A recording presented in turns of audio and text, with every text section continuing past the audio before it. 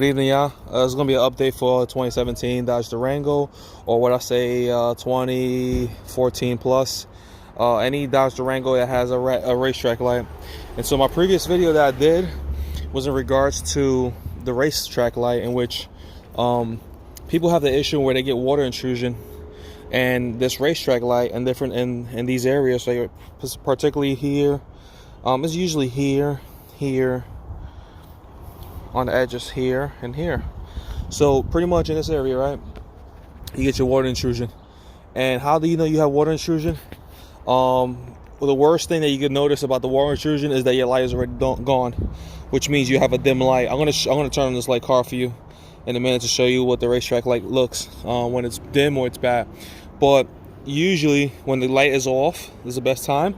You can kind of bang, you put it back to your here and you bang your light, and you'll see like water sloshing around in here, and that's how you know. And up here too as well, and that's how you know. Or you can see a little condensation, like right here. You see like a little condensation, but this little black part is the inside of the housing.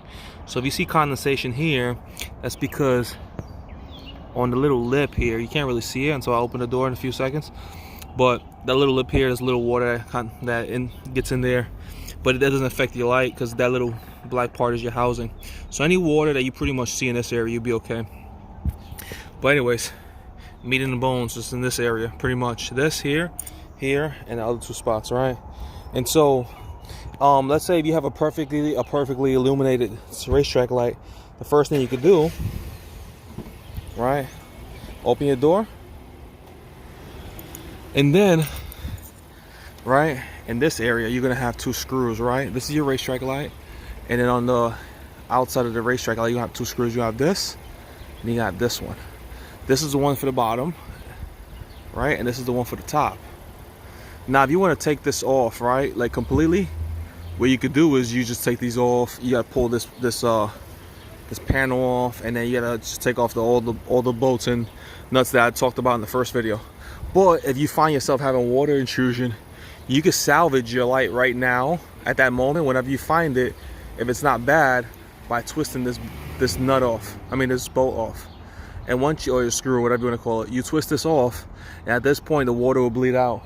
And at least if you don't have any sloshing water that's just like basically accumulating on your LED light, you could preserve your light as much as you can until you actually get a service, just the way I did it, either by your dealership or by yourself, obviously, depending on your level of competence. But pretty much you take this off to bleed it out, and the same thing on the opposite side, right? So right here, same thing on the opposite side. And so this is my review. My first video was done several months ago. I would say it was done November of last year, which right now we in May 5th, Cinco de Mayo. And as of right now, this has been holding up perfectly. Let me illuminate the car for you. So pretty much, right, let me see if I can turn this on for you. So the only thing I would say about this light, so look at this light. This light is perfect. I never had any problems here, and I made sure I bled it out. The little small condensation, I heat gunned it out and everything. But on the other side is what I had the sloshing water accumulation, because all the water that came in was coming in through this area, the top part right here, and then the water kind of came down and it worked its way through the whole light, and then eventually came down into here. And sometimes they come through the sides. So pretty much, if you can see, I'm gonna do this one more time. You see this tail light, it's perfect. Racetrack light is perfect. Now you see this part, that's the condensate, and that's where the light ends. This little black part is where the light ends. I put a little silicone there to prevent the light from this getting any water intrusion.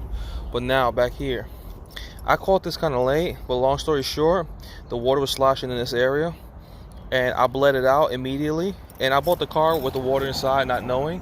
So I never knew this car had these issues. But pretty much, I find myself with this problem, which is better than no illumination. And so if you could prevent this by screwing that nut out, that bolt out, or that screw out, whatever you want to call it, that would be great to prevent this. If you get to this, which is not all the way bad, but it's worse than obviously a factory brand new racetrack light. You can still, you know, salvage it by bleeding out that water before it starts trickling into here. And at the same time, whatever puddle you have in there is going to keep on accumulating during any storms, car washes, or anything of that nature with excessive water. I actually got this car washed yesterday, and as you see, no, this is probably from the car wash, but this is on the other side, inward side of the light. There's nothing here, and let me see if I can turn on this light for you one more time.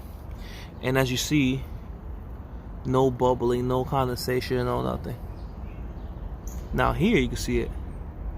See all the little dots and stuff. But that's, again, that's on the outside of the light LED area.